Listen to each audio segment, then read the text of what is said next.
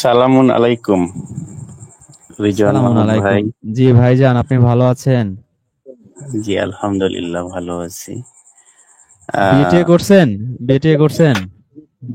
জি আলহামদুলিল্লাহ বিয়ে করছি। এই যে বউ একা বাড়ি থাকলে কিন্তু ইনফরমেশন না দিয়ে যাবেন না, এই হাদিস ব্রেক হয়ে হবে, কিন্তু গুনাহ হবে আপনার। আহ, আহ, আমি মানে ছোট্ট করে আমি দুই তিনটা বিষয় আমি জাস্ট জানার জন্য, আমি এর আগেও একদিন আপনাদের সাথে যুক্ত হয়েছিলাম জাস্ট জানার জন্য। মানে এই বিষয়টা নিয়ে আমার আপন ছোট ভাইয়ের সাথে একটু কথা কাটাকাটি হয়ে গেছে।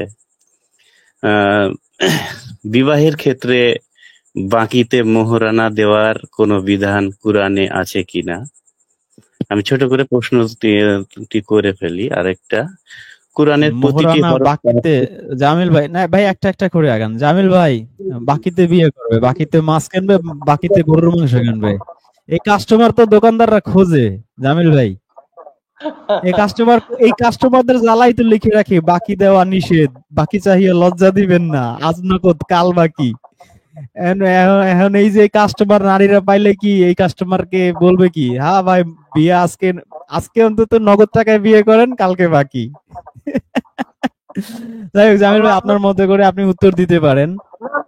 সংক্ষেপে অল্পতে বুঝে দিই। আল্লাহ আপনাকে মোহর দিতে বলছে, আপনি মোহর দিয়ে দেবেন, এটা আল্লাহর অর্ডার।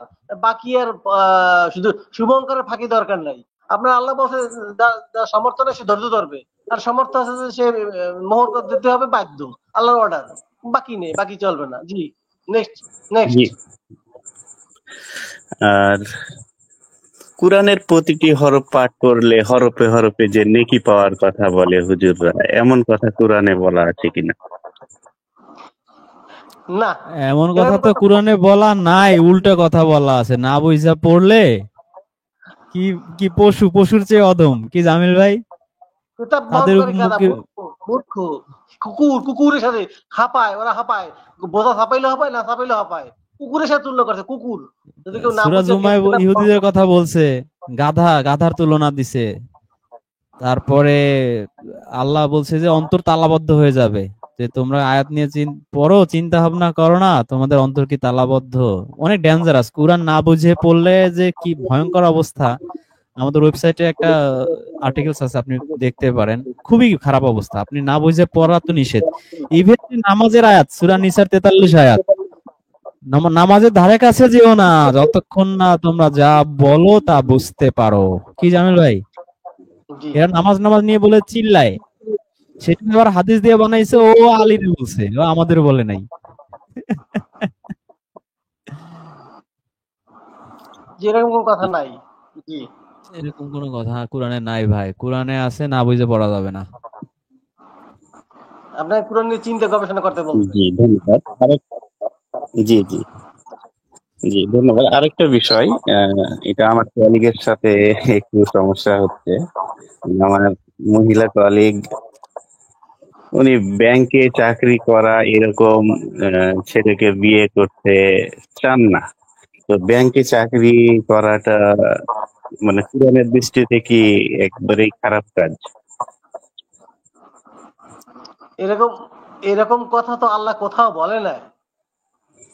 আল্লাহ বলছে যে সুদ খায়, যে সুদ খায়, সে কি সুদ খায়? যে সুদকারী, যে যে যে সুদ দিতে অপারগতা প্রকাশ করে, যে সে বলতে, আল্লাহ বলতে কি, যে সুদ খায় সে যেন আল্লাহর সাথে জিহাদ, রসুলের সাথে জিহাদ করার জন্য প্রস্তুত থাকে। তা সে কি সুদ খায়? সুদ কি, সে তার কর্ম, এটা কর্ম। এরকম কথা আল্লাহ তো বলে না যে ব্যাংকে চাকরি করে তাকে বিয়ে করা যাবে না। এরকম কথা আল্লাহ বলে নাই।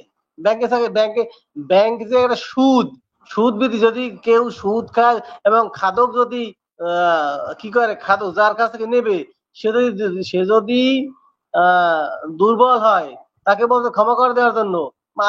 আল্লাহ তার না আশ্বাস জামিল দিয়েছেন। ভাই, জামিল ভাই আপনাকে একটা প্রশ্ন করতে চাই প্রাসঙ্গিক। আচ্ছা, শুকর তো হারাম, কিন্তু শুকর যদি আমি লালন পালন করি, আমার কি গুনাহ হবে? না, এরকম কথা হ্যাঁ, বলে নাই। এরকম কথা বলে লালন নাই। পালন করে, সুন্দর একটা কথা বলছে জামিল ভাই। শুকর না, হারাম, কিন্তু আমি শুকর লালন পালন করতে পারি, শুকর আমি বিক্রি করতে পারি, শুকরের চর্বি দিয়ে যে সাবান বানায়, হ্যাঁ করতে পারে মানুষ। আল্লাহ খাইতে নিষেধ করছে, আল্লাহ তো পালতে নিষেধ করে নাই। কিন্তু আমি যদি গায়ের জোরামি করে বলি যে না পালাও যাবে না, এটা তো হবে না, এটা হচ্ছে আল্লাহর সাথে আল্লাহগিরি করা। আমি সুদ খাচ্ছি না, সুদ দিচ্ছি না। অবশ্য আল্লাহ সুদ খাইতে নিষেধ করছে, মানে এখন আমি নিতান্ত অসহায়, আমি আমার খুব প্রয়োজন, 3 দিন আমি না খাওয়া, কেউ আমাকে সাদকা দিচ্ছে না, দান দিচ্ছে না, আমি যে চলবো না খেয়ে, ঘরে বউ বাচ্চা না খেয়ে আছে, আমি যদি এখন সুদ ছাড়া কেউ টাকা দেবে না, আমি ওই সময় যদি সুদে নেই, আমার মনে হয় অ্যাকর্ডিং টু কোরআন আমার গুনাহ হবে না। জামিল ভাই, হবে? হবে না। তো চাকরি, ওই আল্লাহ তো কোরআনে কোথাও বলে নাই চাকরি করা যাবে না। ওই চাকরিটা যদি সে সৎভাবে করে, এখন একজন লোন নিতে আসছে, প্রতি লাখে 2,000 টাকা করে তাকে ঘুষ দিতে হবে, তা না হলে সে লোন পাস করবে না। ওই তাহলে কিন্তু সে গুনার ভাগী হবে, তাই না? বা অবশ্যই। কাস্টমারদের হয়রানি করে, সেখানে গুনার ভাগী হবে। কিন্তু এটা হারাম আমরা কোরআনে পাই নাই ভাই। এখন যদি কেউ পেয়ে আচ্ছা থাকে রেজন আমাদের ভাই, সবাই আমার জেনে একটা দোষী জিনিস হব। এই বিষয়ে, এই প্রসঙ্গে জানার ইয়ে আর কি, এটা হচ্ছে না, তবে হ্যাঁ, আহ, এই সুদের ব্যাংকের যে মালিক, তার কিন্তু খবর আছে। না কি জামিল রেজন ভাই? ভাই, কারণ সুদও তো আমার সে একটু এ খাচ্ছে, ব্যাপারে সে লাভবান জানার হচ্ছে, জন্য তাই না জামিল ভাই? একটা জি জি প্রশ্ন, আমি করি একটু জানার জন্য। সেটা হচ্ছে যারা হচ্ছে এলাকা ভিত্তিক এলাকায় দাদন ব্যবসা করে, সুদ ব্যবসা করে, যারা হচ্ছে কোনো সিস্টেম ছাড়া নিজেদের মতো করে করে এবং এটাকে জুলুমের পর্যায়ে নিয়ে যায়, সেইটা আর ব্যাংকের সিস্টেমেটিক ভাবে করা যে নিয়ম মাফিক যে টাকার লেনদেন বা সুদের কারবার, ইন্টারেস্ট, এটা কি একই পাল্লায় পরিমাপযোগ্য? ভাইজান, সুদ তো একটা ব্যক্তিকে দেওয়ার পরে, সুদ হচ্ছে একটা ব্যক্তিকে দেওয়ার পরে তার কাছ থেকে যেটা লাভ হিসেবে 100 টাকা দিয়েছেন, যেটা বর্ধিত নেবেন, সেটা হচ্ছে সুদ। এবং তার কাছ থেকে যে নেবেন ব্যক্তি, আপনি যেটা বিজনেস করেন, ব্যবসা করেন, একটা কোম্পানিকে দিয়ে ব্যবসা করেন, সেটা সুদ আলাদা, সুদ ব্যক্তি বিশেষ। এই যে আয়াতটা নাজিল করছে ব্যক্তির জন্য, একটা ব্যক্তির জন্য, কোন কোম্পানির জন্য আয়াতটা নাজিল করে নাই, ব্যক্তি বিশেষ। না, বুঝতে কোম্পানি পারছেন? বলিনি, ধরেন হচ্ছে আহ একজন এলাকার দাদন ব্যবসায়ী ব্যক্তিগতভাবে সুদের ব্যবসা করে, সে টাকা দেয়, তারপর তার সুদের যে হার সেটাও তার নিজের নির্ধারিত, বা এটা নিয়ে সে জুলুমও করে। আর ব্যাংকের যে মালিক বা ব্যাংকের যে সিস্টেমটা, সব ব্যাংকেরই প্রায় একই, এই সিস্টেমটা সবাই ফলো করে। এখানে কিন্তু এটার সাথে কি ওই ওই দাদন ব্যবসায়ীর যে প্রক্রিয়া বা সুদের যে সংজ্ঞা, তার পার্থক্য আছে কিনা? না, ব্যাংকের যদি ব্যক্তি ব্যাংকের কোনো সিস্টেমের সাথে ওই সিস্টেমের পার্থক্য আছে কিনা, দুইটাই একই পাল্লায় মাপা যাবে কিনা, দুইটা না, সমান অপরাধ কিনা, বা দুইটাই অপরাধ কিনা? ব্যাংকেরটা আর ব্যক্তিটা সমান হবে না। ব্যাংকটা এখানে একটা প্রতিষ্ঠান, আর আল্লাহ বলছে ব্যক্তি, ওই ব্যক্তিকে আল্লাহ কিয়ামতের দিন এমন ভাবে দাঁড় করাবে যেন শয়তান যেভাবে ধোকা পড়ে। তাই যে ব্যক্তি সুদ খায়, তাই সে হচ্ছে ব্যক্তি, আর সে একটা প্রতিষ্ঠান, সে তো ওই লোকটা চাকরি করে, সে তো সুদ খায় না, সে চাকরি করে, সে কর্মের বিনিময়ে। আমি ওই লোকের কথা বলিনি, ওই যে লোক চাকরি করে তার কথা বলিনি। আমি ধরেন ব্যাংকের মালিকের কথাই বলছি, বা ব্যাংকের যারা মালিক আহ মালিক তো পাপী হবেই। এটা তো আমি বললামই ভাই, মালিকের পাপী। জামিল ভাই তো বললো মালিক হচ্ছে খাচ্ছে, মালিকের তো হচ্ছে আসল আসল আসল কালপ্রিট। হুম। মালিক হচ্ছে আসল কালপ্রিট, সে তো পার পাবে না। তুমি দুনিয়ার হাজার লক্ষ ব্যবসা রেখে তুমি সুদের ব্যবসা করতে হবে কেন তোমার? তুমি মুসলিম যদি হয়ে থাকে, এজন্য দেখবেন যে এই যে সুদের ব্যবসাটা ইহুদি খ্রিস্টান এরা বেশি করে, বা তাহলে হিন্দুরা এই বেশি করে। ব্যাংকিং সিস্টেমটা আমাদের জন্য জরুরি নয়? অবশ্যই জরুরি। এখন আমাদের এই যে যারা নিজেদের আলেম দাবি করে, তাদের তো এটা করা উচিত ছিল। তারা তো এটা করতে ইচ্ছুক না। তারা হচ্ছে মানুষের রাস্তাঘাটে মানুষের কাছ থেকে ভিক্ষা নেবে, চামড়া উঠাবে কোরবানির, ইমামতি করে বেতন নেবে। তারা হচ্ছে এই ধান্দায় আছে। তাদের তো এই যে ইকোনমিক্স বলেন, সায়েন্স, টেকনোলজি, কোন জায়গায় তারা তারা আছে? কোথাও তো নাই। তারা আছে ফতুয়াবাজিতে। 100 বছর আগে তো সেম সিনারি ছিল। কাজী নজরুল লিখে গেছে না, বিশ্ব যখন এগিয়ে চলেছে, তারা কি করতেছিল?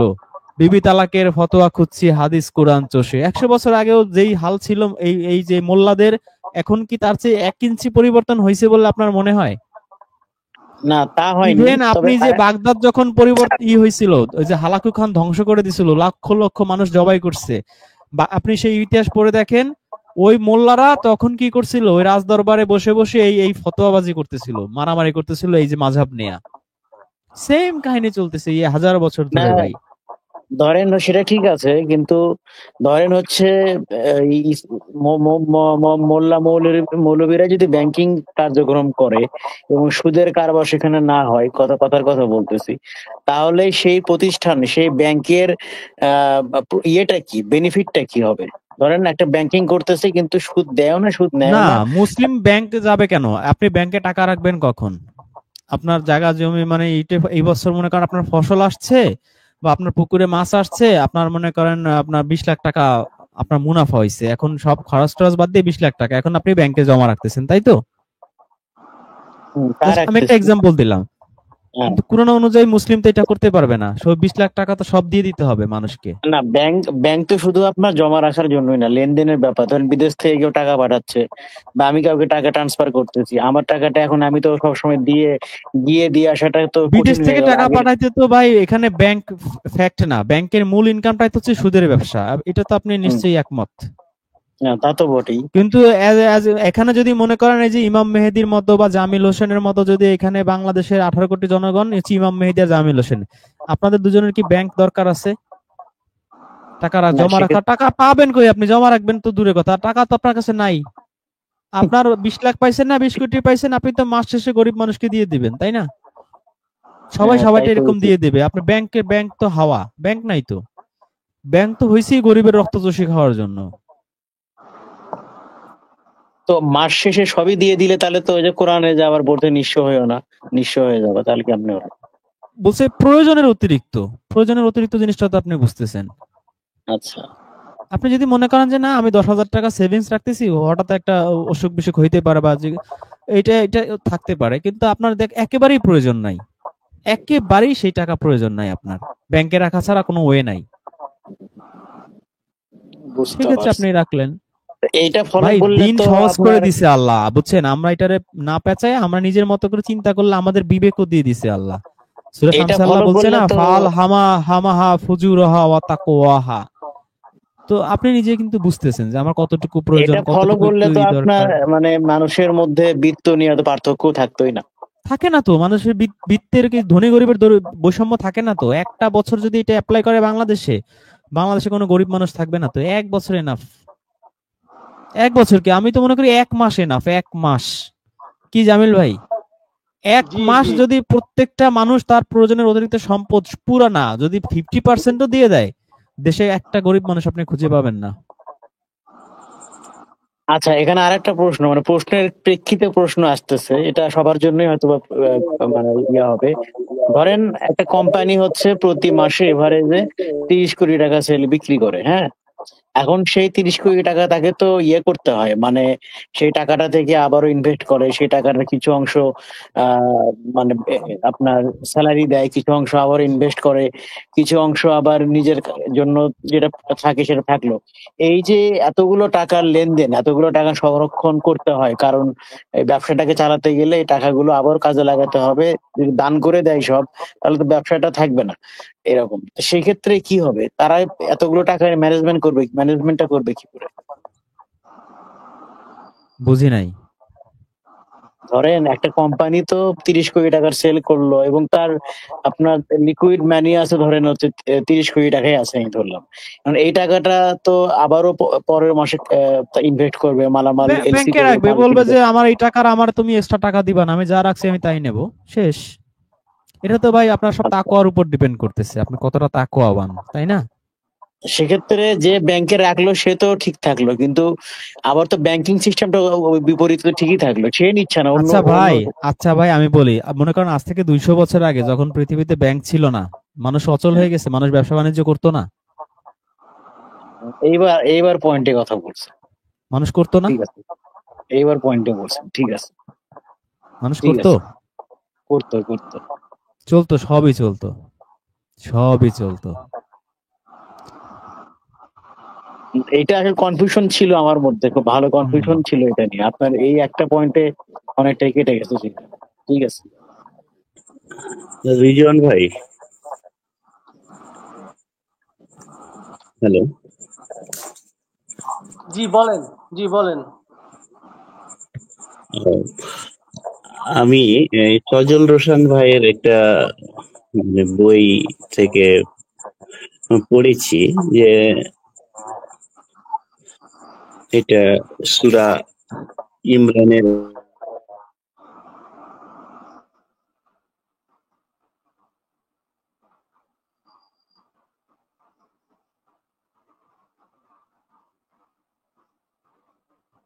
কি আপনাকে শোনা যাচ্ছে না? আমিও শুনছি না কিছু। ও সরি, মিউট হয়ে গেছিল। এখানে আমি যেটা বলছিলাম যে সূরা ইমরানের 130 নম্বর আয়াত, হে বিশ্বাসীগণ, তোমরা উসারি বা দ্বিগুণ চারগুণ হারে সুদ নিও না, বরং আল্লাহকে ভয় করো যাতে তোমরা সফল হতে পারো। এখানে এটা সজল হোসেন ভাই আরো এর সাথে কিছু কথা বলে লিখেছেন যে আল্লাহ এসব আয়াতে ভয় ভীতি হুঁশিয়ারি উচ্চারণ করেছেন মহাজন, ঋণদাতা বা ব্যাংক মালিকদের উদ্দেশ্যে, কারণ এ ব্যবস্থা সাধারণ মানুষের জন্য খুবই কষ্টকর বা অবিচার। আল্লাহ যন্ত্রণাদায়ক শাস্তির কথা বললেন মানুষের সম্পদ অন্যায়ভাবে ভোগকারীদের জন্য। তো এখানে পরিষ্কার সুদ নিষিদ্ধ করা হয়েছে ঋণদাতা বা ব্যাংকের জন্য। কারণও পরিষ্কার, ঋণ গ্রহীতা এতে ক্ষতিগ্রস্ত হয়। এখন মানে এই পুরা এইটা পড়ার পরে যেটা আমার কাছে মনে হয়েছে যে ব্যাংকের চাকরি করা এটা হারাম হবে না, এবং আমরা যে ব্যাংকিং যে লেনদেনটা করি সেটা মনে না, হয় যে হারাম হবে। আপনি আল্লাহর আয়াতটা কি, হে মুমিনগণ তোমরা সুদ খাইও না ক্রমবর্ধমান হারে, মানে চক্রাকারে 100 টাকায় 10 জি টাকা, জি আবার জি 10 টাকায় 1 টাকা, ক্রমবর্ধমান হারে।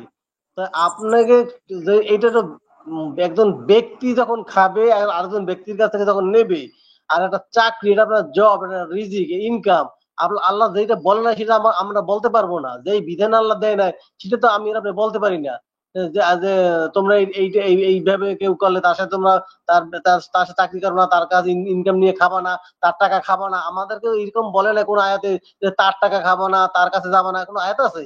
যেই ব্যক্তিকে যে এই কাজটা করে তাকে বলছে যে ক্রমবর্ধমান হারে তুমি এই কাজটা করবে না। যে আমাদের এই কোন একটা আয়াত আছে যে এই যে সুদ খায় তার ঘরে ভাত খাবা না, তার কিছু খাবা না, তার ফল ফলাদি খাবা না, তার কাছে যাবা না, এরকম কিন্তু কোনো একটা আয়াত নাই। যেই বিধান আল্লাহ দেয় নাই সেটা আমরা কিন্তু দিতে পারবো না। জি ভাইজান। জি, ধন্যবাদ ভাইজান।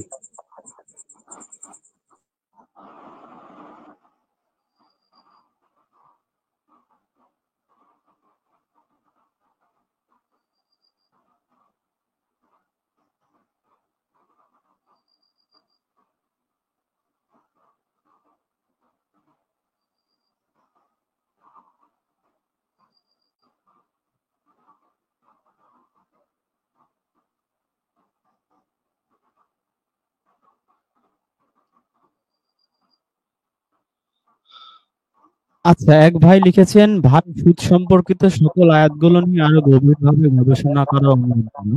ভাই আপনাকে গবেষণাটা এখানে দেখাই দিচ্ছি, এটা নিয়ে বেশি গবেষণা করার কিছু নেই। আপনি সিম্পল ইন্টেলিজেন্স দিয়ে এই আয়াতে ক্লিয়ার ধারণা পাবেন। প্রথমে হচ্ছে সূরা বাকারা 275। আল্লাহ বলছেন যারা সুদ খায় তারা তার ন্যায় কিয়ামতের দিন উঠবে, শয়তান যাকে স্পর্শ করে পাগল বানিয়ে দিয়েছে, বা তাইসিরুল কোরআন লিখেছে শয়তানের স্পর্শ দ্বারা যে বেহুশ করে দেয় সেরকম ভাবে সে উঠবে। এ শাস্তি এজন্য যে তারা বলে ক্রয় বিক্রয় সুদের মতোই, অথচ কারবারকে আল্লাহ হালাল করেছেন এবং তিনি সুদকে হারাম করেছেন। এই যে যারা ব্যবসা সুদের করে তারা তো ক্রয় বিক্রয়কে এরকম বলে যে আমি 1000 টাকা দিয়ে আম কিনেছি, আমার 200 টাকা লাভ হবে, এই যে আমি সারাদিন যদি এই 50 কেজি বিক্রি করি বা 20 কেজি বিক্রি করি।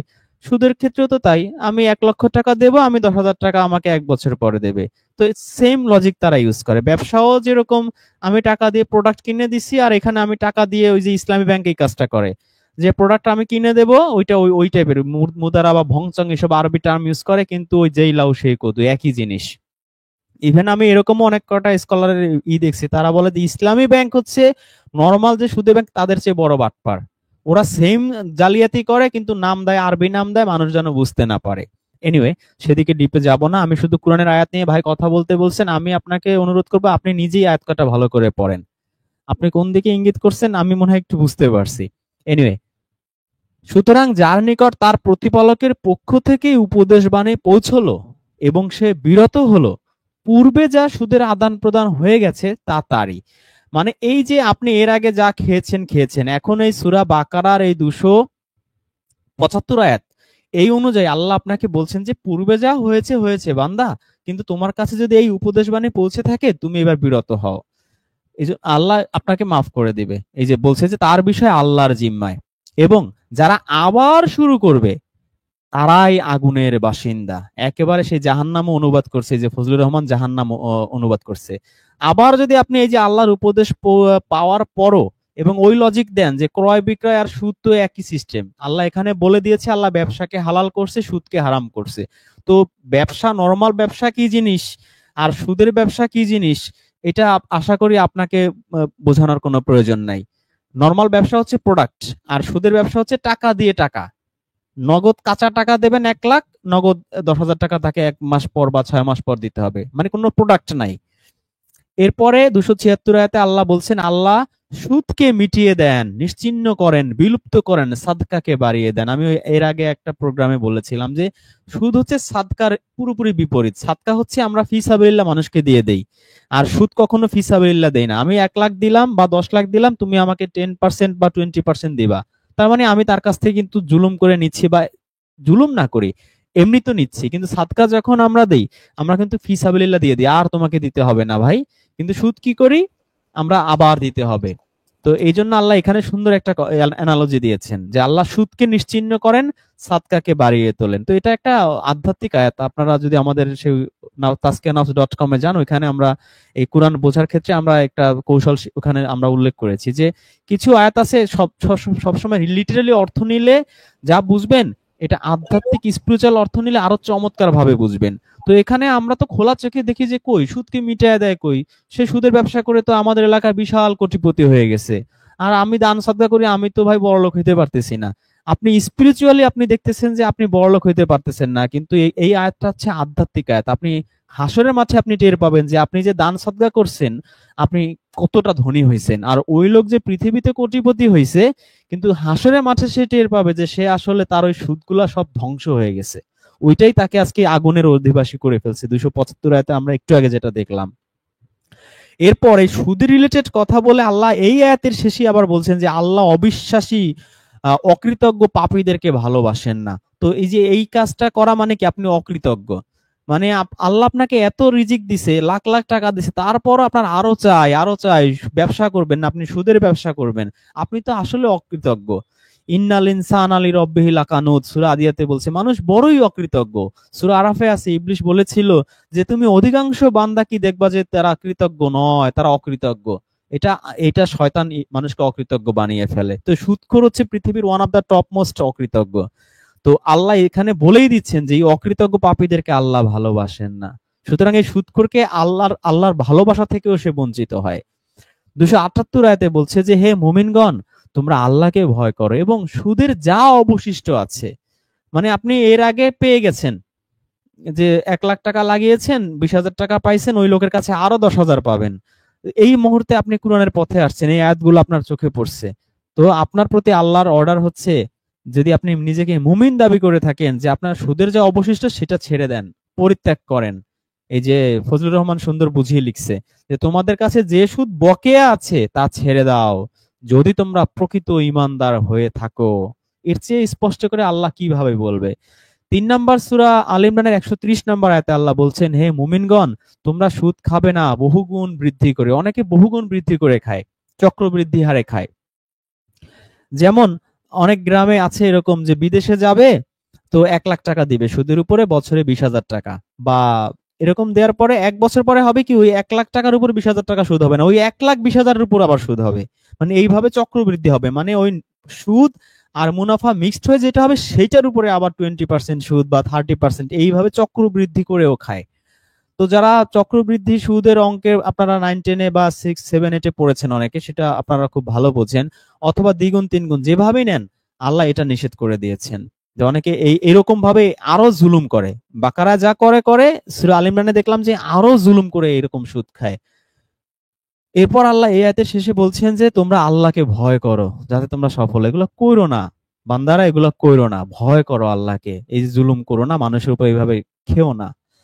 161 আয়াতে সূরা নিসায় আল্লাহ বলছেন, আর তাদের সুদ গ্রহণের কারণে অথচ তা থেকে তাদেরকে নিষেধ করা হয়েছিল। এটা ইহুদিদের ইন্ডিকেট করে বলা হচ্ছে যে তারা সুদ সুদ খায় এবং অবৈধভাবে মানুষের সম্পদ খাওয়ার কারণে। এই যে অবৈধভাবে মানুষের সম্পদ যারা খায় তারা হচ্ছে ঘুষখোর, এটা আমরা বুঝি। অবৈধভাবে খায়, ফাইল ঠেকায় খায়, না দিলে চাকরি হবে না, এইভাবে খায়, সেটা হচ্ছে অবৈধ, সেটা ঘুষ হিসেবে আপনি নিতে পারেন। তো যারা এই এই ইহুদিরা এই কাজ করতো আর কি, এই একটা যদি ডিটেলস আপনি যান সেখানে পাবেন, আমি গেলাম না, শুধু সুদের উপরে থাকতে চাচ্ছি। আর তাদের মধ্যে যারা কাফের তাদের জন্য আমি এক যন্ত্রণাদায়ক শাস্তি প্রস্তুত করে রেখেছি। আজকে আল ইমরানের আলোচনায় আমি বলেছিলাম যে কাফের বলতে আমরা শুধু মনে করি যে কুরআন বিশ্বাস করে না বা আল্লাহ বিশ্বাস করে না তারাই মনে হয় না। অনেক অর্থে আল্লাহর আয়াতের সাথে অনেকে সে ওই তাওরাত বিশ্বাস করে কিন্তু হচ্ছে উপেক্ষা করে যে আমি সব মানবো শুধু সুদের এই এই এই এই আয়াতটা। বাংলাদেশেও দেখবেন বহু সুদখোর আছে, এ নামাজ পড়বে 5 ওয়াক্ত, বাকি সব ভালো কাজ টাজ করে কিন্তু সুদ ছাড়তে পারে না। তো এরকম যে এই আল্লাহর আয়াতের উপেক্ষা করা, ইগনোর করাটা হচ্ছে ওয়ান কাইন্ড অফ কুফর। তো এই 5টা আয়াত আপনাদের দেখালাম। এবার ভাই আপনি নিজে চিন্তা করেন, নিজের কাছে যদি মনে হয় যে না এখানে সুদ বুঝায় নাই, এখানে বৃদ্ধি বুঝাইছে, বেশি বুঝাইছে, অনেক ওয়ার্ড আছে তো আরো 15 জায়গায় আছে, আমি মিলাইতে পারি নাই ভাই। আমার কাছে এই 5টা আয়াত দেখে আমি বুঝছি যে আসলে সুদই এটা। আমি নিজেও একটা ভিডিও বানিয়েছিলাম কিন্তু সেখানে অবশ্য আমি এটা বুঝাই নাই, সেটা বুঝাইছি যে যারা সুদ মানে বাধ্য হয়ে দিতে বাধ্য হয় তাদের গুনাহ হবে না, এটা আমি মিন করতেছিলাম। যে হুজুররা বলে সুদ খাওয়া যাবে না, কিন্তু কোনো গরিব মানুষ হুজুরের কাছে গেলে যে ভাই আমি 3 দিন না খাওয়া, বা আমার মেয়ের বিয়ে দিতে পারছি না, বা আমার ছেলের বিয়ে দিতে পারছি না, একটু সাহায্য করেন, হুজুরদের কাছে সাহায্য পাওয়া যায় না, ব্যাংকে বেচারার বা মহাজনের কাছে দেওয়া লাগে। তো ওই লোকটাকে যেন আমরা ঘৃণা না করি। হুজুররা বলে যে যে সুদ খাবে, যে সুদ লিখবে, 100 জন না কতজন এরা লিস্টিও বানাইছে, সবার উপর লানত, মায়ের সাথে জিনা করে, বিভিন্ন জঘন্য জঘন্য জিনিস তারা বানিয়েছে। কিন্তু ভাই যে বেচারা নিঃস্ব হয়ে, বাধ্য হয়ে, নিরুপায় হয়ে মহাজনের কাছ থেকে নিবে, সে তার উপর কেন আল্লাহ লাহানত করবে? এটা কেমন? আল্লাহ তো শুকরের মাংসের ক্ষেত্রেও একই কথা বলছে যে একেবারে নিরুপায় হয়ে শুকরের মাংস খাবে, তার কোনো পাপ নাই। তো আল্লাহকে এইভাবে মোল্লারা জালিম বানায়, সেটা আমি ফাইট ব্যাক করার জন্য ওইভাবে একটা ভিডিও বানিয়েছিলাম। কিন্তু আসলে সুদ ইজ সুদ, এটা ইন্টারেস্ট আপনি রিবা বলেন যাই বলেন না কেন ভাই, ওই যেই লাউ সেই কদু, এটাকে ঘুরিয়ে পেঁচিয়ে আমার মনে হয় অপব্যাখ্যা করার কোনো সুযোগ আমাদের নাই। জামিল ভাই যদি কিছু অ্যাড করতে চান, আছে ইমাম মেহেদী ভাই আছেন, আপনারা কিছু অ্যাড করতে চাইলে করতে পারেন। আল্লাহ বলছে যদি শুকরও যদি হয় আর আমার বাঁচার কোনো পথ নাই, নিরুপায় হয়েও যদি আমি খাই, আল্লাহ বলছে আমি ক্ষমাশীল, আল্লাহ ক্ষমা করে দেবে। তা সুদ যদি একদম নিরুপায় হইয়া মানুষ জুলুম করে নেয়, তার কাছ থেকে নেয়, যে ব্যক্তির কাছে নেয় সে যদি একদম দেয়, নিরুপায় হয়ে দেয়, তাহলে তো তার কোনো অপরাধ নাই। কারণ সে সমাজে মানুষের কাছে কাছে দাঁড়ে দাঁড়ে ঘুরছে, কেউ দেয় না, কেউ তাকে সাহায্য হেল্প করে না, কেউ তাকে দেয় না। যখন সুদের কথা হয় তখন সে নিরুপায় হয়ে নেয়। এই জন্য তার নিরুপায় না খাইলে আল্লাহ তো তাকে বলছে ক্ষমাশীল আল্লাহ। আর যে খাইবে তার জন্য শাস্তি, তার জন্য শাস্তি কঠোর, যে খাইবে তার জন্য কঠোর শাস্তি বলছে আল্লাহ। জি মেহেদী ভাই। মেহেদী ভাই বলার আগে আমি একটু অ্যাড করি। এনবি মিডিয়া লিখেছেন, ভাই বর্তমান রাষ্ট্র ব্যবস্থায় আমরা সবাই সুদের মধ্যে প্রত্যক্ষ পরোক্ষভাবে জড়িয়ে আছি, এই বিষয়ে একটু আলোচনা করেন। ভাই এই বিষয়ে আলোচনা করলাম তো। আপনি বাধ্য হয়ে যদি আপনি সুদে নেন, এখন এখন সে আপনার পাপ হবে না, সুদ খাওয়াটা পাপ। বারবার ভালো করে বোঝেন, যে খাবে তার সে হচ্ছে শয়তান, তাকে স্পর্শ করে পাগল বানায় ফেলছে, সেইভাবে সে হাসরের মাঠে উঠবে। যে সুদে এখন আমি নিরুপায় হয়ে নিছি, আমার কথা কিন্তু আল্লাহ বলছে না, আল্লাহ জালিমের কথা বলছে, মাজলুমের কথা বলেনি। আল্লাহকে আপনার চিনতে হবে ভাই, আপনি আল্লাহ চিনতে পারেন নাই। জালিম মজলুম বুঝতে হবে। আমি মাজলুম হয়ে সুদে নিছি, আমাকে আল্লাহ আমার অবস্থা খারাপ হবে না। যে জালিম আমার সেই অসহায়ত্বের, আমার দারিদ্রতার সুযোগ নিয়ে, আমার বিপদগ্রস্ততার সুযোগ নিয়ে সে আমার উপর জুলুম করেছে, তার উপরেই হবে। আল্লাহ কিন্তু জালিম নন ভাই, সুতরাং আল্লাহকে জালিম বানাবেন না। জি ইমাম মেহেদী ভাই। ধন্যবাদ।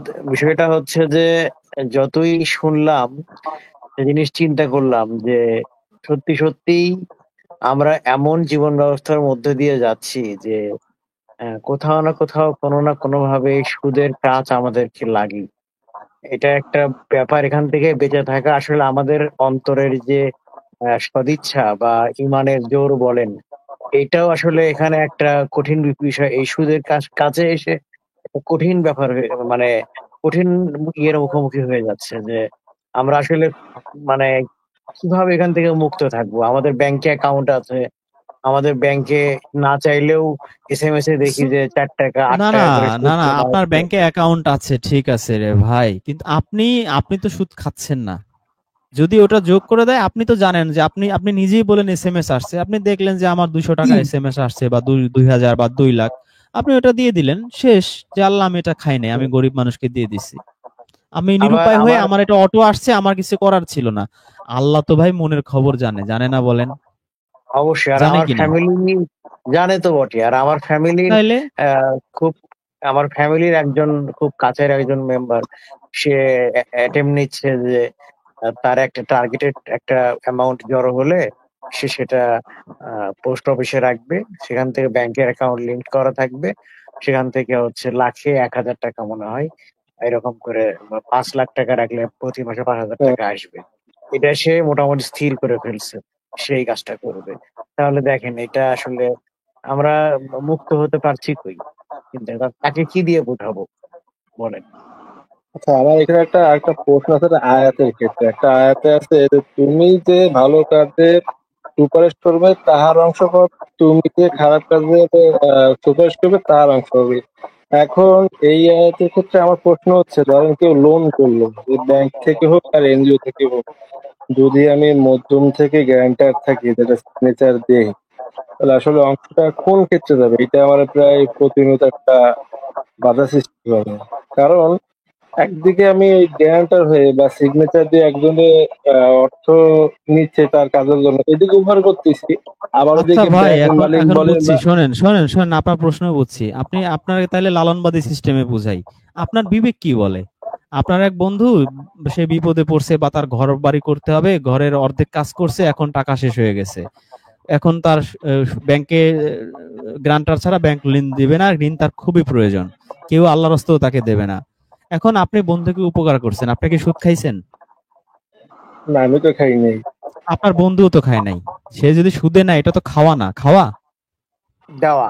না, ঋণ তাহলে নিছি। এই আপনার এবং আপনার বন্ধুর কি পাপ হবে? এতক্ষণ কি বললাম ভাই? আমার তো মনে হচ্ছে যে এখন মনে হচ্ছে যে আব্দুল সালাম কুলাউরিরে বললেও সে বুঝতে পারতো, এতক্ষণ ধরে বোঝানোর পরে। না আমি না বুঝছি, না, আমি আমি সেটা আমি বুঝছি, আমি ওইটা শেষ আমি করতে শোনেন, বুঝছি। আমি শেষ করতে পারি না যে এতদিন আমার এই আরেকটা এই কনফিউশনটা করতো আমাকে, তাহলে আমি কোন দিকে যাচ্ছি। কিন্তু আজকে আপনার এটা এই শর্টকাট আলোচনায় অনেকটা ক্লিয়ার হয়েছে, এটা আমি বলতে চাইছিলাম, কিন্তু তার আগে তো আপনি আমাকে থামাই দিলেন। ঠিক আছে, তাহলে ঠিক আছে, যদি বুঝতে পারেন আলহামদুলিল্লাহ। কি ইমাম মেহেদী ভাই? না ঠিক আছে, ওইটা বুঝছি। আমি তো ঘাবড়ায় গেছিলাম যে আজকে কি কুলাউরি আসে কি আমাদের কুফা কুফা লাগাই দিল নাকি, যে যা যা বুঝাবো আজকে কেউ বুঝবে না। কিন্তু ভয় পেয়ে গেছিলাম যে আজকে কুফা দিবস মনে হয়।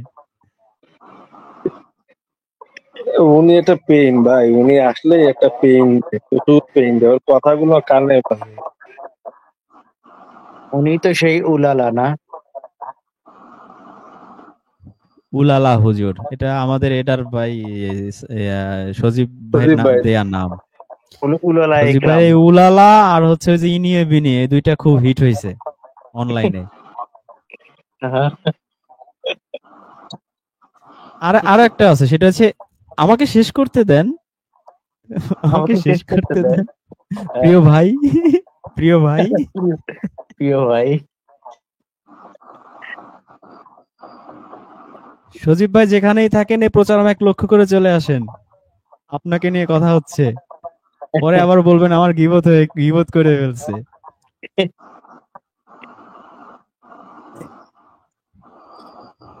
একজন লিখছে ব্যাংকে অনেকে টাকা এফডিআর করে রাখে। ভাই ওই লাউর করে রাখে না, কদু করে রাখে না, কুমড়া করে রাখে, ভাই আপনি বুঝতে পারছেন নিশ্চয়ই।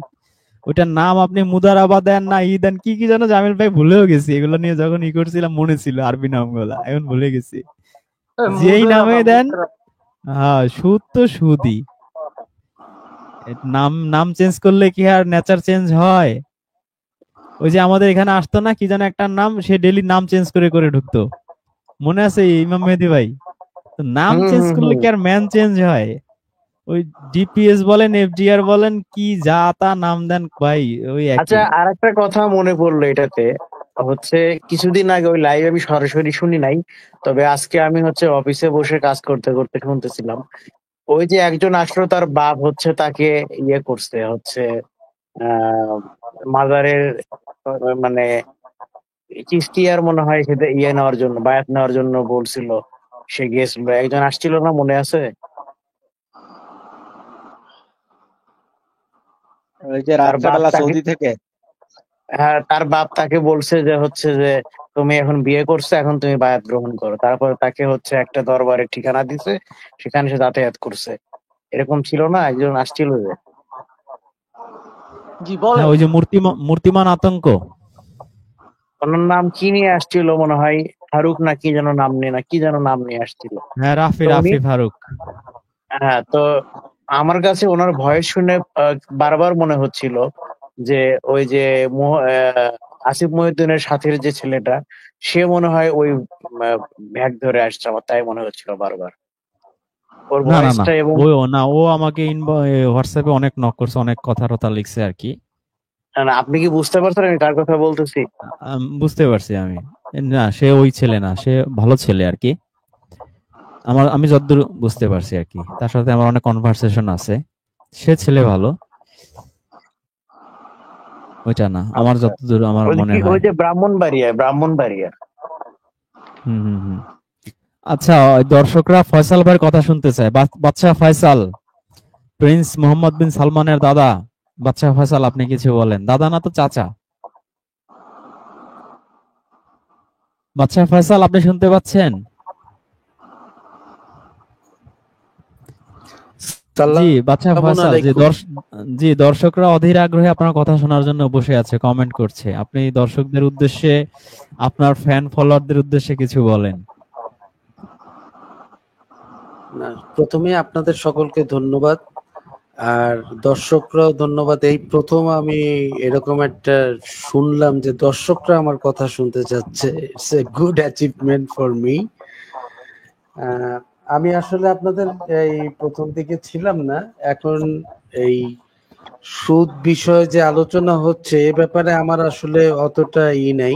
তবে রিবার যেটা অ্যারাবিকে রিবা, সেটা নিয়ে অনেক আলোচনা শুনেছি আমি এর আগে, কিন্তু এখন যেগুলো আমি শুনলাম সেটা অনেক কিছু আমার সাথে আগের যে ইনফরমেশন এখনকার ইনফরমেশন এটা আমি ম্যাচ করতে পারতেছি না, এই জন্য আমি চুপ হয়ে শুধু শুনতেছিলাম। তে আমি আপনারা আলোচনা করেন, আমি যদি আমার সেরকম কোনো বিষয় আমার মাথায় আসে আমি আপনাদের সাথে যুক্ত হব আলোচনায়। ধন্যবাদ। ম্যাচ তো ভাই আমরা করতে পারি না, কি করব? কোরআনের পথে আসার পরে তো সব মিসম্যাচ হয়ে যাইতেছে। বাল্যকাল থেকে যাহা শিখিয়াছি তাহা সব উল্টা পাল্টা হইয়া যাইতেছে। কি ইমাম মেহেদী ভাই? এখন আমি যে আমার যে রিবা নিয়ে যত আলোচনা শুনেছি বা এর আগে, এখন সেটার ব্যাপারটা হচ্ছে যে কোরআনটা তো আসলে সর্বসময়ের জন্য। এখন সুদটা আল্লাহ হারাম করেছে, এখানে তো কোনো সন্দেহ নেই, এটা আল্লাহর বাণী। সুদকে হারাম করছে, ব্যবসাকে হালাল করছে। তখনকার প্রেক্ষাপটটা একটু আলাদা ছিল, যে তখনকার ওই সিস্টেমগুলো অনেক যেটাকে বলে জুলুম ছিল, জুলুমের ব্যাপারটা ছিল খুব অনেক ক্ষেত্রে ভয়ানক ছিল। কিন্তু এখন মানুষ অনেক সভ্য হয়েছে, এইসব ব্যাপার থেকে তারা হয়েছে। এখন যেটা ব্যাংকিং সিস্টেম, এখানে আমারও একটু আছে যে বর্তমান ব্যাংকিং সিস্টেম যেটা সেটা কিন্তু ওইরকম জুলুমের পর্যায়ে না। এখন আর একটা ব্যাপার, সেটা হচ্ছে সিস্টেমটা দাঁড় হয়েছে যে হয়তো 300 বছর আগে, আমি এটা একমত। আপনি একটু আগে বলছিলেন মেহেদী ভাইও করেছে সেটার উপরে, যে 300 বছর আগে তো ব্যাংকিং সিস্টেম ছিল না, তখন তো ব্যবসা চলছে। ব্যবসাটা তখন তো সবকিছুই চলতো, তখনকার সিস্টেম, ওই সিস্টেমটা তখনকার প্রচলিত যে সিস্টেম, যারা সুদ টুদ এই সিস্টেম ছিল না, কিন্তু এখন যেহেতু একটা সিস্টেম দাঁড়ায় গেছে, ব্যাংকিং সিস্টেম, এখন আমরা কিন্তু অনেকটা নিরুপায়। নিরুপায় মিন্স এখন কিন্তু ব্যাংক ছাড়া আমরা আবার চিন্তাও করতে পারি না। আমি এখন যত কিছুই বলি, আমাকে এই ফয়সাল ব্যাংক ভাই, ছাড়া কিন্তু আমি ফয়সাল ভাই, বর্তমান ফয়সাল প্রেক্ষাপটে ফয়সাল জি ভাই, জি ফয়সাল ভাই, জি ব্যাংকে কি শুধু এই সুদের ব্যবসা করে, আর কোনো ব্যাংকে কাজ হয় না? এই যে সোনালী ব্যাংকে যে যারা সরকারি চাকরি করে সবার বেতন যায় না? যায়। জি জি আমি ওইটাই আসতে যাচ্ছিলাম। বিদেশে জি রেমিটেন্স, ইমাম মেহেদী ভাই বলছে রেমিটেন্স আসে না? আসে তো। শুধু যে জি ব্যাংক সুদের ব্যবসা করে তা না, ব্যাংকের তো বহুমুখী কাজ করে।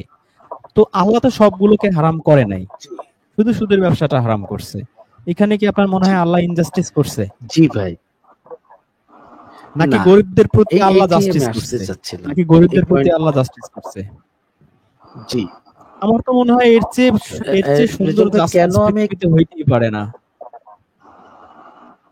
এবং আল্লাহ সকল সেক্টর জি হারাম করে নাই, আবার শুধুমাত্র এই সুদের লেনদেনটা তুমি ভাই করো না, আর বাকি সবকিছু করো। তুমি রেমিটেন্স দিচ্ছে, সেখানে তুমি একটা চার্জ নাও, সমস্যা কি? যে ভাই বিদেশ থেকে টাকাটা আসতে আমার এত টাকা লাগছে, আমাকে 1% করে আমাকে দেন, আমার বেতন ভাতা দিতে হবে, কথার কথা। বা ওই যে আপনার ওই যে বয়স্ক ভাতা, বিধবা ভাতা দেয়া হয়তো ব্যাংকের মাধ্যমে আগে, এখন তো মোবাইল ব্যাংকিং এ যায়।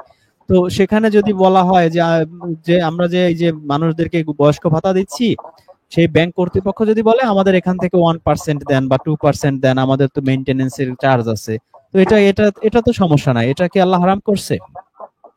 করে নাই তো। শুধু আপনি সুদের ব্যবসাটা করবেন না, না বহুমুখী কাজ কিন্তু ব্যাংক করতে পারে, পারে না? ইভেন ব্যাংক জি কিন্তু বিজনেসও করতে পারে। এখন ব্যাংক কিন্তু বিজনেসও করতে পারে। জি যে আপনাকে বিজনেস একটা তো বাড়ি করে করে, দিলাম, আমি এখান ব্যাংক থেকে তো টাকা বিজনেসই দিলাম, করে। আপনি ঘর ভাড়া আসলে ঘর ভাড়া থেকে আমাকে আপনি 50% নেবেন, আমি 50% নেব, করতে পারে। জি এখন এই প্রচলিত সিস্টেমে দেখা যাচ্ছে, আমি মানুষের কাছে যদি, হয়তো আগে এরকম যখন ব্যাংকিং সিস্টেম ছিল না, হয়তো মানুষ যারা হালাল পথে চলতে চাইতো, যারা একটু বিত্তবান ছিল, তারা মানুষকে হয়তো হেল্প করতো, ওরকম করতো। এখন বর্তমান প্রেক্ষাপটে কিন্তু এভাবে হেল্পের ব্যাপারটা খুবই কম, কারণ ট্রাস্ট এটা ব্যাপারটা ব্যাংক এখন, হওয়ার কারণে হয়েছে, মানুষ ওই টাকা ট্রাস্ট জমায় লেভেলটা রাখতেছে। অনেক কমে গেছে। না না ফয়সাল ভাই, এটা ব্যাংকের কারণে আরো ক্ষতি হয়েছে, মানুষ আরো নিরাপদে জমায় রাখতে পারতেছে। তা না হলে মানুষ চিন্তা করতো টাকা পয়সা আইজ আছে কাল না, ডাকাতি করে কারা নিয়ে যায়, ঘরের মধ্যে আমার টাকা, ধুর আল্লাহর রাস্তায় মানুষকে দিয়ে দেই, কবে মরে টরে না যায়। এখন কিন্তু মানুষ নিশ্চিন্ত, যা কোটি টাকা ব্যাংকে পড়ে আছে সুইস ব্যাংকে, নিশ্চিন্ত সে ঘুমাচ্ছে। আর যদি সেই ব্যাংকিং সিস্টেম না থাকতো, সে কিন্তু এতটা নিশ্চিন্ত হইতো না। মানুষকে দেওয়ার একটু হইলেও তার মনে মাঝে মধ্যে আসতো যে এত টাকা কোন দিন মরে যায়, কোন দিন ডাকাতি হয়ে যায়। আগে কিন্তু দেখতেন, আজ থেকে 30-40 বছর আগে ওই যে গ্রামে জমিদারদের বাড়িতে বা ধনীদের বাড়িতে কিন্তু ডাকাতি হইতো, তাই না?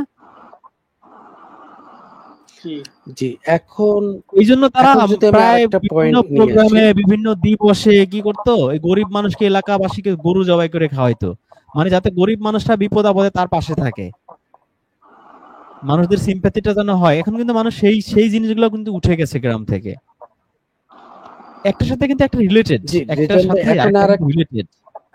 হ্যাঁ জি জি। আর একটা ইম্পর্টেন্ট পয়েন্ট হচ্ছে, সেটা হচ্ছে এই যে ইন্টারন্যাশনাল বিজনেস, হ্যাঁ এলসি, যে এলসির মাধ্যমে যে মানুষ বিজনেসটা হয়, এখন যেহেতু এটা এস্টাবলিশড হয়ে গেছে, একটা সিস্টেম অলরেডি বিন এস্টাবলিশড, এখন যতই আলেম হোক, যারা এইসব তত্ত্ব দেয়, যাই হোক, তাকে বিদেশ থেকে কিছু, আমি ধরে নেই যারা হাদিসপন্থী, যারা বলে সুদকে হারাম, খুব করে, ইভেন আপনি জানেন এমন পর্যায়ে হয়ে গেছে এখন না, যারা অনেক বলে সুদকে চাকরিজীবী হারাম ব্যাংকে চাকরি হারাম, করে। এটা তো না না, যারা বলে সুদকে হারাম, সুদ তো হারামই, এটা এখন হাদিসপন্থীরা বললে কি, না হাদিসপন্থীরা বলছে কেন আমি এটা নেব না, এটা কি সম্ভব? না এটা এটা আমি এটা আপনি বলতে, যে এখন কথা ইন্টারন্যাশনাল বললেন, বিজনেস আমি কিভাবে ডিল না করব? না না, এলসির কথা বললেন, তো এলসির সমস্যা কি? ব্যাংক যদি এলসি খুলে এলসির মাধ্যমে টাকা দেয়, ব্যাংক বলতেই পারে ভাই আমার চার্জ দিতে হবে, আমাকে 5% চার্জ দাও। এটা কি, এটা তো আল্লাহ হারাম করে নাই। ব্যাংকের মেইনটেনেন্স আছে না, তো যেই ব্যাংকে চার্জ কম রাখবে মানুষ সেখান থেকে নেবে। যেমন ধরেন আপনি, আপনাকে আমি বিকাশ দিয়ে বুঝাই, বিকাশে আপনার 1018 টাকা কাটতেছে, নগদ এসে বললো আমি 12 টাকা নেব, মানুষ কি করছে? নগদে গেছে। কেন? আমার 4 টাকা বা 6 টাকা সেভ হচ্ছে। তো এলসি করবে, সে এরকম চার্জ নিবে, সমস্যা কি? সুদ তো নিচ্ছে না, সে চার্জ নিচ্ছে। আমি কি বুঝাতে পারছি না? আরো এক্সাম্পল কিন্তু দিব আপনি হয়তো। এলসি যখন হ্যাঁ, না, আমি ক্লিয়ার, এলসি চার্জ কিন্তু নেবে, এলসি করতে এলসি গেলেই চার্জ নেবে ব্যাংক। আমার আমার কিন্তু এখানে একটা অ্যাকাউন্ট থাকতে হবে। আমার ওইখানে হ্যাঁ, একটা অ্যাকাউন্ট থাকতে হবে, সেটা কোম্পানি হোক পার্সোনাল হোক, একটা অ্যাকাউন্ট থাকতে হবে। সো সেই হোয়াট? অ্যাকাউন্টে যে আমার তো একটা ডিপোজিট সবসময় থাকছে, কিন্তু ইয়ারলি কিন্তু আমার একটা ইন্টারেস্ট আমি পাচ্ছি ওই অ্যাকাউন্টের না, এগেইনস্টে। সেটার উত্তর তো ইমাম মেহেদী আমি তো ভাইকে দিছি। অ্যাকাউন্টকে ইমাম আবার মেহেদী ভাই, না করতে ইমাম পারছি মেহেদী না। ভাই, এটার উত্তর আপনাকে দিছিলাম না ইমাম মেহেদী ভাই, যে আমার মোবাইলে মেসেজ চলে আসতেছে এত টাকা ইন্টারেস্ট হয়েছে। হ্যাঁ হ্যাঁ, সেটা দিয়েছেন যে এটা হিসাব করে দান করে দেওয়ার কথা বলতেছেন না। যেহেতু আমি জিম্মি হয়ে গেছি, আমি এক সিস্টেমের মধ্যে, আমার এটা আমার অটো দিয়ে দিচ্ছে সে, আমি চাচ্ছি না বা আমি ইন্টারেস্টেড না, আমি দিয়ে দিলাম, ব্যাস। আল্লাহকে বলবো আল্লাহ আমাকে ব্যাংক বাধ্য হয়ে আমি দিতে বা সিস্টেম অনুযায়ী আমাকে দিয়ে দিছে, আমি এটা আল্লাহ তো আমি মানুষকে দিয়ে দিছে, আমি কিন্তু সুদ খাই নাই, তুমি খাইতে না করছো, আমি তোমারে ভয় পাইছি, আমি তোমার অর্ডার পালন করছি, তাই না? তা আমি আমি যদি এখন এটা তো আমি যখন একটা অ্যাকাউন্ট করি, একটা চুক্তি করি কিন্তু ব্যাংকের সাথে, আমি যখন অ্যাকাউন্ট করি সেটা একটা চুক্তিপত্র। কিন্তু আমি যদি বিজনেসই ধরে নেই, হ্যাঁ, যে আমি তোমার সাথে চুক্তি এইটা ইয়ারলি, আমি, কারণ ব্যাংক তো এটা দিয়ে ব্যবসা করবে, হ্যাঁ, কাজে লাগাবে, আমাকে ইয়ারলি 10% বা 9% যেটা সিস্টেম, সেটা সে দিবে, আমি সেটা এগ্রি করলাম। তা এক্ষেত্রে কি যে ব্যাংকের যে টাকাটা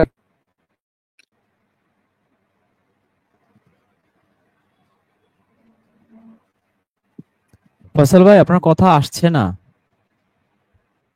নাকি আমি শুনছি না? আচ্ছা আমি বলছি, আচ্ছা, আহ, আমি আর একটু কাছে নিয়ে নিই। আমি বলছিলাম, এখন শোনা যাচ্ছে ভাইয়া? এখন জি, শোনা যাচ্ছে? এখন শুনতে জি পাচ্ছি। জি জি, শোনা যাচ্ছে।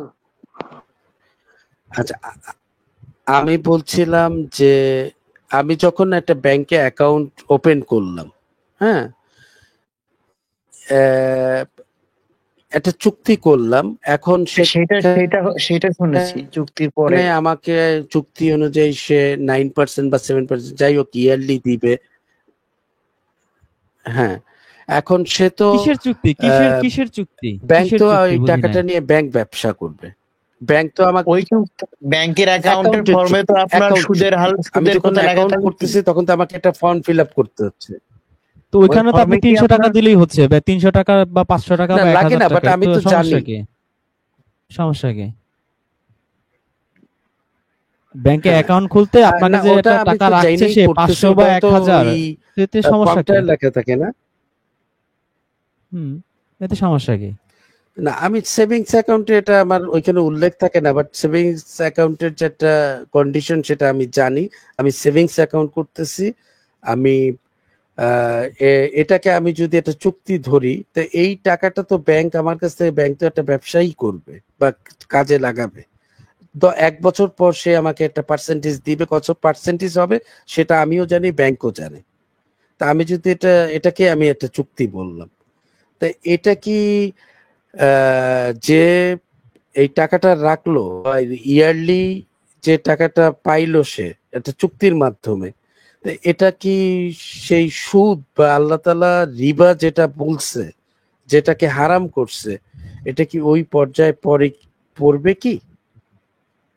না, ব্যাংক যেটা কাটে সেটা হচ্ছে মেইনটেনেন্স চার্জ কাটে। আপনি সম্ভবত জানেন না, আপনাকে যে একটা ব্যাংক থেকে একটা রিসিট আনলে আপনি দেখতে পাবেন।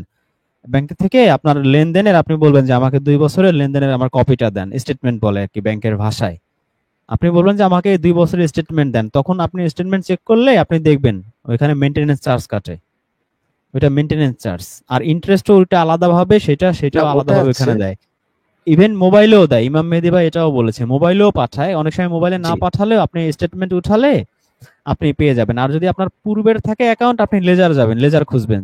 মনে করেন 2010 সাল বা 12 সালের আগে সম্ভবত লেজারে আছে, ওগুলো ডিজিটালাইজ হয় নাই। লেজার থেকে আপনি সেখানেও পাবেন। তো স্টেটমেন্ট দেখলে কিন্তু আপনি বুঝতে পারবেন যে আমাকে ইন্টারেস্ট কত দিছে, মেইনটেনেন্স কত দিছে, বা মেইনটেনেন্স তার আপনাকে দিবে না, ওটা তো কেটে রাখবে।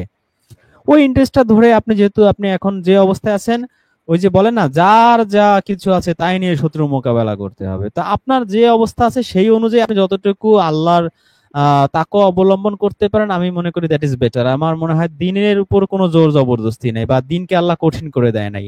আমরা মনে হয় একটু সহজভাবে চিন্তা করলে সব উত্তর এমনি পেয়ে যাই।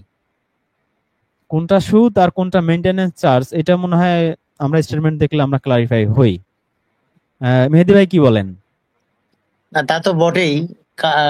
মানে মেইনটেনেন্স চার্জ যেটা বললেন আপনি, সেটা নিয়ে তো সমস্যা নাই, সেটা তো নেই, এটা আমি দেখছি। এটা হচ্ছে আর প্রতি সেটা মাসেই হারামও না, ব্যাংক একটা, সেটা নিতেই পারে, সেটা কি হ্যাঁ, হারাম করছে নেবে। আল্লাহ?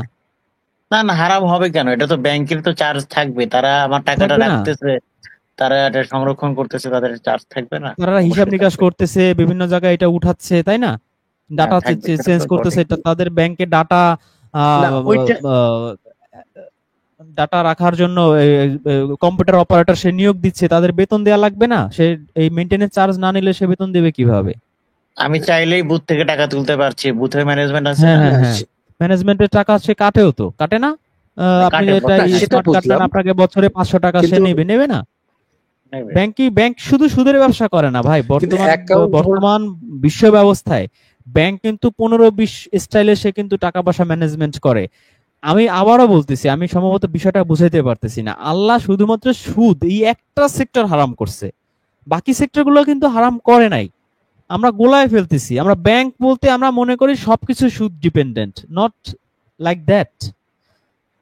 ব্যাংকের বহুমুখী না আমি এক ইনকাম কথা আছে। তাহলে বলি, যদি এই গ্রাহক জি, এবং ব্যাংকের ডিলিংসে গ্রাহক যে জি। ইন্টারেস্টটা নিচ্ছে, এখানে যদি কোনো জুলুম না হয়ে থাকে, গ্রাহক যদি অ্যাকসেপ্ট করে, তাহলে গ্রাহকের কি অপরাধ?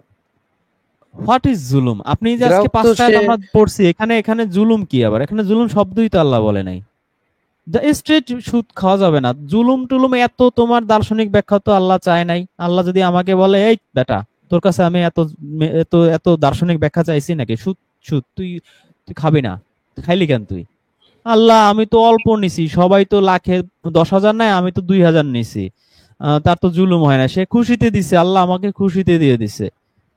এই সব ধরনের লালনবাদী ব্যাখ্যা আল্লাহকে আমি কাল হাসরের মাঠে দিতে পারবো ফয়সাল ভাই, ইমাম মেহেদী ভাই? আচ্ছা, ওই যে না ব্যাংকের ঠিক আছে, আমরা আর্নিং কিন্তু এর, আরেকটা ওয়ে আমি বলি, সেটা হচ্ছে কিছু কিছু ব্যাংক আছে যারা, সব ব্যাংক বোধহয় এখনো সেটা করে নাই। আপনি এটিএম কার্ড দিয়ে টাকা উঠাইতে যাবেন, 500 টাকার 500 টাকা মিনিমাম আপনাকে কার্ডে থাকতে হবে, এর নিচে আপনাকে উঠাতে দেবে না। এটা, এই যে টাকাটা ওদের রয়ে যাচ্ছে, এটাও তো ওরা খাটায়, এটা ওদের একটা ইয়ে না, আর্নিং সোর্স না এটা? হ্যাঁ হ্যাঁ, এই যে উড সিএনসি ডিজাইন লিখছে যে ভাই বিকাশের মাধ্যমে আমি যদি কাউকে টাকা দেই, দেওয়ার পর 18 টাকা 50 পয়সা অতিরিক্ত টাকা দেয়া লাগে, এই টাকা কি সুদ না? এটা সুদ না, এটা তো চার্জ তাদের। সুদ চার অন্য জিনিস, চার্জ মেইনটেনেন্স এগুলো অন্য জিনিস ভাই। এখন কিভাবে বুঝাবো ভাই, এখন তো সবাইকে মনে হয় কমার্সে ভর্তি করতে হবে। এটা তো কমার্শিয়াল ক্লাস হয়ে যাচ্ছে। আসলে ও আমি আসলে বেশি কমার্শিয়াল ভাবে আজকে বলতেছি আর কি, আমি মানে ওই যে যে হুজুর হুজুর একটা ভাব সেই সেখান থেকে বেরোয় গিয়ে আমি একেবারে বাস্তবতা দিয়ে কথা বলতেছি, যেটা আমার মনে হয় ঠিক হচ্ছে না। যাই হোক, আমাদের গেস্ট আছে, হুমায়ুন ভাই মনে হয় ছিলেন, প্রিন্স ভাই আহ, ছিলেন। জি জি, এই আলোচনাটা আসলে খুব ঠিক আছে ভাই, আমি difficult। আজকে কোরআন থেকে অনেক দূরে চলে গেছি, আপনারা কিছু মনে করবেন না। না না, কোরআন থেকে দূরে কয়ে গেলেন, কোরআন থেকে তো বলাই হলো। যাই হোক, না ওই যে মেইনটেনেন্স চার্জ না অন্য ভাই, অন্য অনেক কিছুর মধ্যে চলে গেছি না। না না, ভাই বরঞ্চ এত বেশি আমরাই বাইন্ডিং এর একটু এত বাইরে করে বাইন্ডিং ফেলা এ করছি। থাকলে তো আপনি তো মুশকিল। আপনার স্ট্যান্ডে ছিলেন, হ্যাঁ, কোরআনের স্ট্যান্ডার্ড স্ট্যান্ডে ছিলেন। রাইট, আমরা রাইট। যখনই আমরাই তো বিভিন্ন, এদিক ওদিক যাইতে গেছি, আপনি কোরআন দিয়ে ধরে ফেলছেন।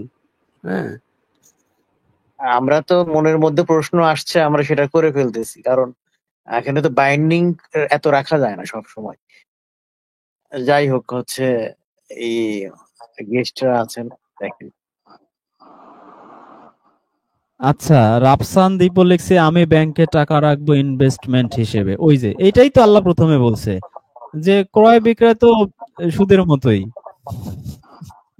অথচ আল্লাহ ব্যবসাকে হালাল করছে, সুদকে হারাম। আপনি টাকা দিয়ে টাকা নিতে পারবেন না, ওইটাই সুদ।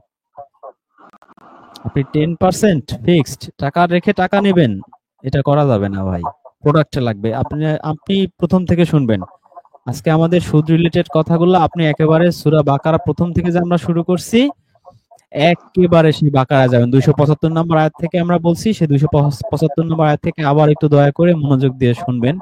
তারপরও যদি না বোঝেন, মনে করবেন যে আপনাকে বোঝানোর যোগ্যতা আমার নাই। আমাকে ক্ষমা সুন্দর দৃষ্টিতে দেখবেন। এছাড়া আর কি বলবো ভাই?